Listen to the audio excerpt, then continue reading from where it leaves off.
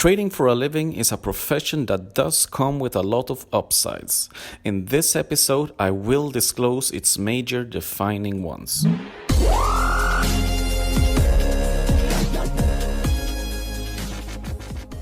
Under normal circumstances, I would do an episode about the current bloodbath that takes place on the international markets.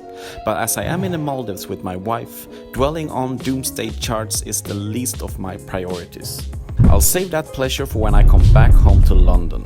Instead, we'll discuss an ever so relevant topic, and given that it's much too bright inside our house to film and much too loud outside to hear anything but the Indian Ocean, you will simply have to live with some pleasant voiceover. Now, this episode is actually more deep than first meets the eye. For any half-a-brain who'd put together a clickbaiting episode like this would naturally assume that everybody is wired just like they are themselves. That everybody's wants in life are money, babes and boating.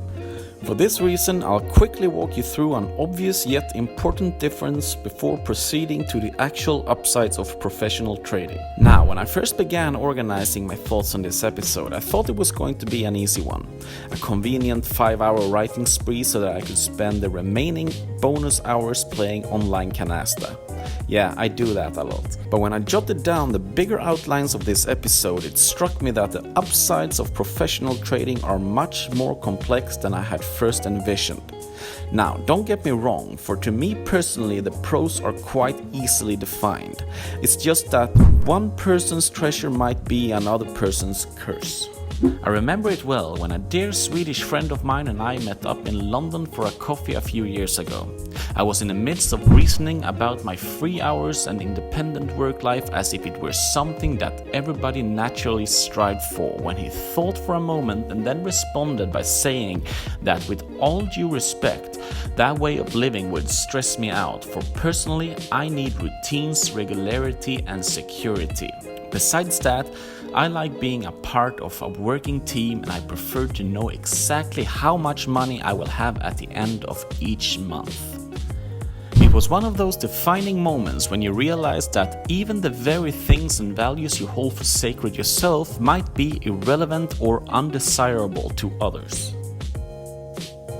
Like a child who in their wildest imagination cannot begin to understand how a grown-up can voluntarily turn down candy. So we've concluded the obvious, that the positives of trading to a great extent are subjective. However, most people who are wired to feel attraction to this type of free lifestyle tend to value and appreciate much the same things. So for that reason, I believe I speak for most people out there who strive for independence and who are not afraid of financial uncertainty when I proceed to list the good parts about trading for a living. Martin, you're up $1 million! Yes! And now you've lost all but $600. And given that you're watching this very episode to begin with, chances are you're one of us. Now, throughout my adult life, I've worked on my own. 16 years of living, breathing, and to a fair extent, being poker and investing. For trading or playing poker for a living aren't just means to make money. They're a lifestyle. Life is this. I like this. And the lifestyle aspect is a part that typically follows whether you plan for it or not. For trading and poker are much more a lifestyle than they are professions, and I have yet not met a single serious trader or poker professional who has not adhered to this seemingly force of nature. Given that you love what you do, trading in this case, the transition from mere profession to a lifestyle happens easily when you work on your own, for you set your own agenda and rather automatically and subconsciously tailor your profession to suit your own personal preferences. Now, this loving what you do is a prerequisite to succeed, and if you do so, you will inevitably turn your work into a lifestyle. If not, your journey, whatever it may be, will either not last for long or it will be a painful one. In this episode, it's the lifestyle perspective that I will focus on, and its individual components that make trading a desirable profession. Personally, this professional lifestyle, as I like to put it, manifests itself by the everyday things in life that I value highly. It springs from the desire to engage in things I like and want more of, such as freedom of mind and the independence to do what I please with my time, but it equally much comes down to the things I don't like and the discomforts that I want to cut off as much as possible, as in early mornings, unnecessary stress, KPIs, and being forced to perform tasks which I don't want to do.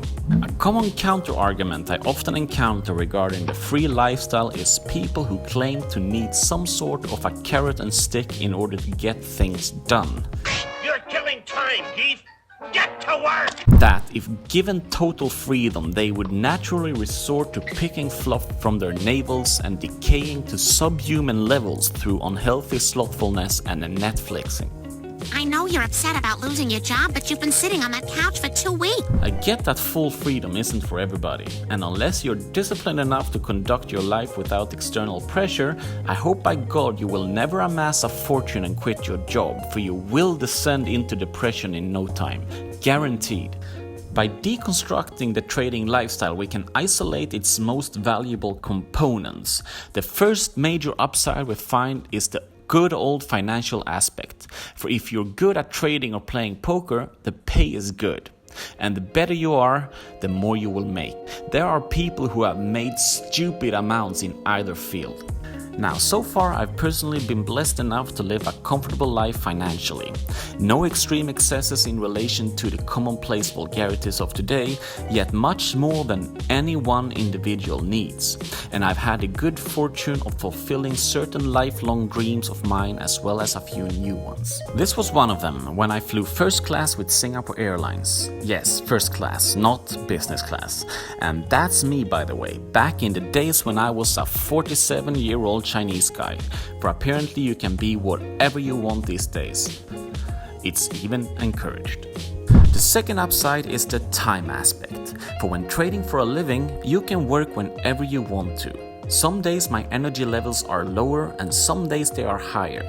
Now, I don't know about you, but I'm sure most of you dear viewers can relate. When trading for a living, whenever I'm tired or unmotivated, I have the voluntary option of not working. I may still need to keep an eye on certain positions, but I sure don't need to scout about for new ones.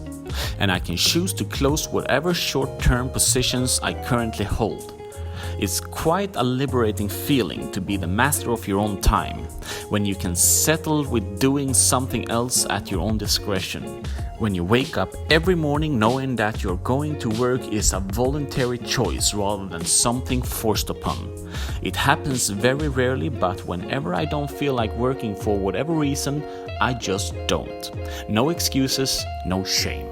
But when working for someone else is a different story.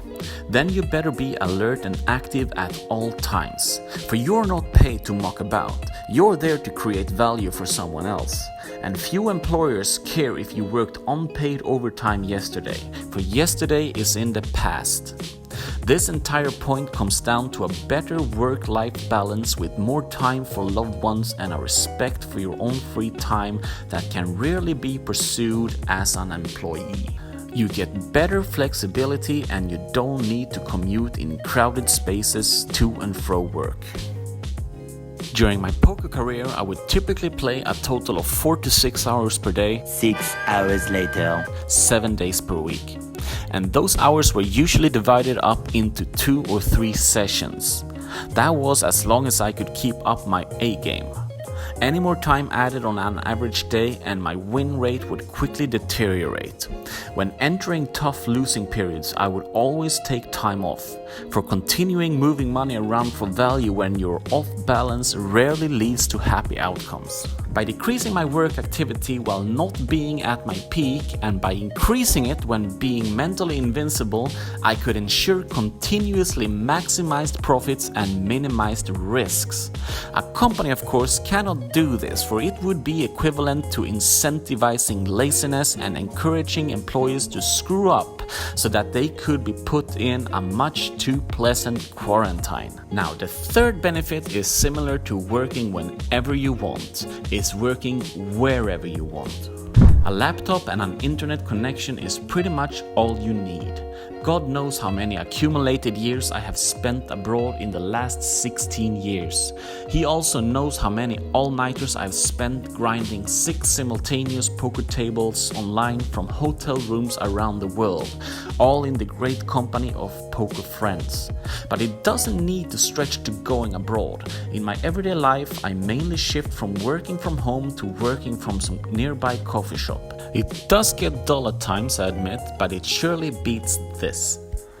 To sum it up, if your desire is to trade for a living, chances are in strong favor that you love the craft itself and all the graphs and hair-tearing and nail-biting challenges that it comes with. And given that you do love trading and didn't pick it up to get rich or solely make money, you get to spend your days indulging in a passion of yours at your own leisure, in your own time and from wherever you please. This is what the lifestyle part of trading embraces. Or rather, as Confucius once said, find a job you love and you'll never have to work again. Or putting it differently to tailor it to trading, if you love trading and get good at it, life becomes quite comfortable. Personally, trading is dear to me and I especially love the lifestyle. So, all good then? No. Even the sun has its spots, and I will talk about them at length in the next episode, where I will go through the downsides of trading for a living. For few good things in this life come without a price tag.